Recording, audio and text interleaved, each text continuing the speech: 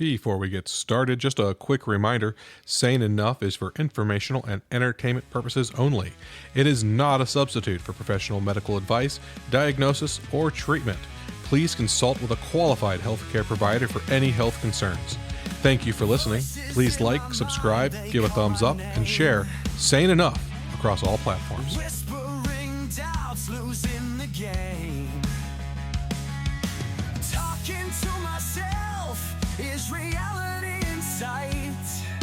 Inner battles keep me up at night. Sane enough for a new day. Sane enough to find my way. I'm Coach Eric. Welcome back to Sane Enough. When we left off in episode 11, we were talking about framing, and I had implied that we would get to a few other framing techniques. Well, that's going to start here with this episode 12, and we're going to talk about one of my personal favorites, As-If Reframing. And then as we get into a couple more episodes, we'll tackle those other reframing techniques. As if is one of my favorites. It involves acting as if a desired state or outcome has already been achieved. It's about temporarily suspending disbelief and stepping into the reality of your desired future. This as-if mindset can help you unlock. It can help you become the person, the trait, the possibility, the belief that you want to be. It can help you facilitate creative problem solving. What do I mean by that? Well, it's one of those things where when you imagine your future self, you start imagining it as somebody you aren't, that you want to become. When you take the as-if framing technique, you take that person and you act like you're already them. That way, you're practicing the skills it takes to be who you want to be and do what you want to do. So when it really happens to you, you're already there. I love it. So, the core principles here are suspension of disbelief. In order to do as if, you have to be willing to pretend like you're already there. So you have to be consciously choosing to set aside your current limitations, your current beliefs about what is possible, and temporarily act and think as if you've already reached the goal you're aiming for. Once you've suspended disbelief, you have to embrace the exploration of possibility. It's great to assume success as your desired outcome, but you have to also open yourself up to a wider range of thoughts and feelings and behaviors. This is going to allow you to explore new paths, new solutions that might be hidden by your current limitations, and thus change what success actually is in the end game. So by suspending disbelief, embracing you without limitations, and then exploring all of the possibilities, not just the stated goal, you may actually reach for an even better goal. And once you've gotten through all of that, you need to be emotionally prepared. A big part of as-if framing is creating a shift in your emotional state. You need to embody the feelings. You need to embody the attitude of the future self that you want to be, of the future self and the actions and emotions of that future self, because they've already achieved the goal. They've already reached where you're trying to get to. And so you are creating a sense of that emotional well-being, and you're acting as if you already have it so that you can experience those positive emotions right now. And that can be so motivating, because once you feel that kind of good, boy, you don't want to give that up. You don't want to go back to old self. So you're going to push yourself towards future self. So to get started with this, what you want to do is start by defining the desired outcome. You need to clearly identify what it is you want to achieve. There needs to be a specific goal for you to have the future self that you're going to target and work with. Then once you have that clearly drawn in your mind, you're going to step into that as-if reality. Imagine that you've already achieved all of your goals. You've already achieved the outcome. What would that be like? How would you feel? What would you be doing? And I don't just mean in the simplest of terms. I mean, close your eyes and imagine it. What are you smelling? What are you tasting? What are you feeling? Are you walking taller, your shoulders back? Are you breathing deep and calm? Are you confident in the clothing that you're wearing? Instead of just always throwing on comfy clothes, are you dressing a little bit stronger, a little bit nicer? Or maybe you finally get to put away that stuffy suit and dress the way you really feel, a little more casual. Whatever it is, you need to be able to picture that so that you can step into it. And once you get there, you have to embody that. You have to be that. You have to act as if you're already living that reality. You need to walk that walk. You need to talk that talk. You need to dress that dress. You need to have that mindset of someone who's achieved the goal. And once you've done that, you can explore the possibilities. From that perspective, from that as-if perspective, you can start looking at different solutions, different options, different pathways to improvement, to the goal. Sure, you've already achieved the goal, but what else could you do in addition to that? What other things can you do to be even better? What other goals can you start stacking up? What other goals could be sub-steps to getting to the first goal that you hadn't previously thought of because you never really imagined what it was like to have achieved that goal? And as you live in that as if, and you start taking these mental notes, or even physical notes, don't be afraid to write it down. You need to create an action plan, a workflow, a kebab. There's a lot of different ways to do this so that you can take action based on your exploration. You can identify the little steps that you have to take to move closer to your desired outcome. And then the big steps that you can take as a result of having achieved the little steps. So you've got your stretch goal, you've got your goal, and you've got your immediate action, and you imagined yourself in this, and you acted as yourself in this, and now you have a path forward. It's really, really good for achieving goals. It's really, really good for problem solving. It's obvious that this would help you with improving performance. And all of that is part of the performance or personal development process. But one of the other things that As-If can do is help you imagine yourself confidently facing fears. As-If can help you face your fears and overcome them.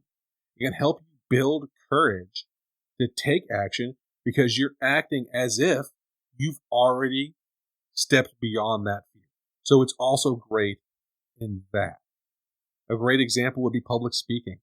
If you're really nervous about public speaking, and a lot of people are, you have to imagine yourself confidently delivering a presentation to a captive audience. How would you stand? How would you speak? How would you feel? How would the audience respond to you? Ignore all the nonsense about imagine the audience naked. That's not going to help you. What you need is to imagine yourself being the master of public communication, of public speaking. To imagine you. Don't worry about the audience. Public speaking is all about the speaker. So what you need to do is build up your confidence so you can make eye contact, or at the very least, look right over the head of everybody in the audience to some places out in the background over the head of everybody in the audience. So the background becomes your targeted look. So it looks like you're making eye contact. So as you learn to scan the audience, you'll build the skill to actually scan the audience. And so as you live that as if you're a great public speaker persona, and you practice the great public speaker persona, you're going to become a passable public speaker. And that's the first step to actually getting good at it. So as-if framing is part of that step-by-step process to improving your skill at something that you're nervous about, something that you consider yourself bad at, and something that scares you. Sorry for the interruption. Coach Eric needs to take a breath, focus, and get back on topic. Now back to saying enough. Okay, so maybe I got a little off topic there. I'm very passionate about public speaking and improving people's public speaking skills. And so, yes, there's about a 20-minute tangent that I'll ramble on. But instead, we're going to pump the brakes. We're going to acknowledge that I got off topic. We're going to refocus on the topic at hand. And rather than dwell on the negative of having to stop my train of thought and having to abandon a topic I love, I'm going to look at this as an opportunity because I got to use a sound effect, a little insert that I've been wanting to try out. And that's kind of cool. So we'll get back on topic here. We'll refocus on reframing, and we'll keep this episode on a more manageable level, more manageable size. That's, in and of itself, reframing.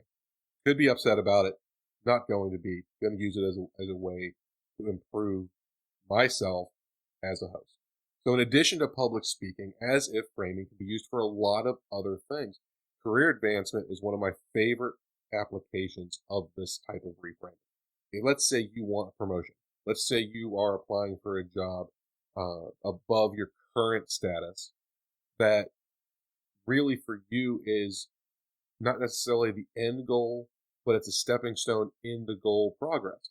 And so one of the ways that you can get that promotion is to show that you fit that role. It's the old fake it till you make it, or dress for the job you want, not the job you have.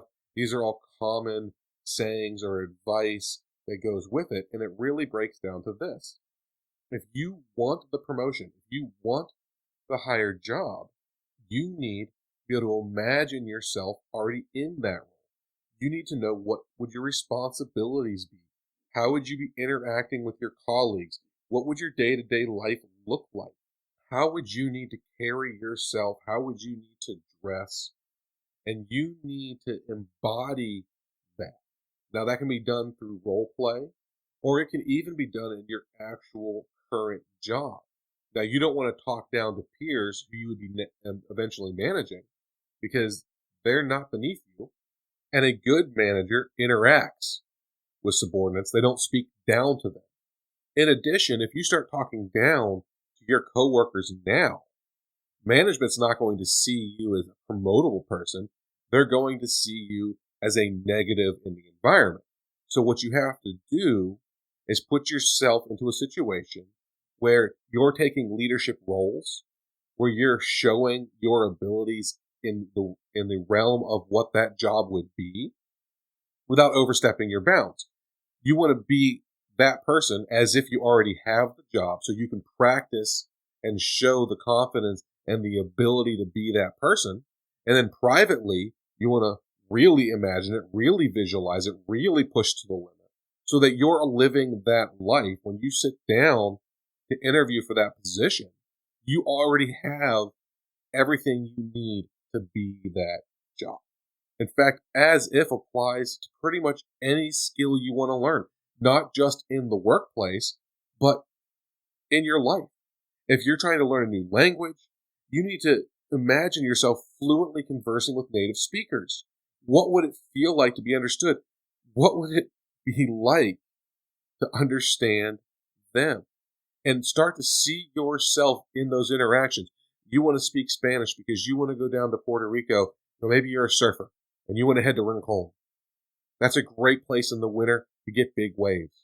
So you're imagining yourself down in La Marqueta having a nice meal and interacting with the other surfers, interacting with the natives, and you're just kind of flowing with your Spanish, just flowing with it. You can see that when you close your eyes and you understand how rewarding that will be. And in your mind, you're speaking as much Spanish as you're capable of doing. Why? Because you're then practicing it, you're living it, you're loving it, and it's going to help you become that. Instead of imagining yourself going, no hablo español, see yourself saying, hola, ¿cómo está? Now that's about all the Spanish I know, besides baño, but I wish I was better at it, probably ought to practice it. I wonder what I could do. Well, I could sulk about it, or I could visualize it. I could act as if I'm already a fluent speaker, and I can practice it and fulfill that dream. Now, there are some key things to consider because it's not just as simple as role playing. There has to be some authenticity to it. While you're doing the role play, while you're doing the acting, it's important to maintain a sense of authenticity. don't try to force yourself into a state that feels completely off, completely unnatural, completely out there. You need to be flexible. You need to be able to adjust your as-if reality as you're living it and as you're gathering more information and you're getting new insights. This is not a static goal. This is not a static activity. You have to be flexible and you have to be persistent. You can't just do as-if framing and think that's going to be enough unless you practice and practice and practice. Practice both the goal and the as-if process to reach that goal. And keep exploring the different possibilities. Continue being flexible. Continue being authentic. Find the real goal, the real path to obtaining it, and live that path as if you've already got it. If you can consistently apply as-if framing, you can reprogram your mind. You can unlock your hidden potential. You can create the future you desire while building yourself up for success. And that success is what this show is all about. It's about making you better. It's about making me better. It's about us getting better together. So we'll end it right here. We'll tackle another reframing skill on the next one. And let's enjoy one of those days here again. I'm Coach Eric. This has been Sane Enough. It's gonna be a good day.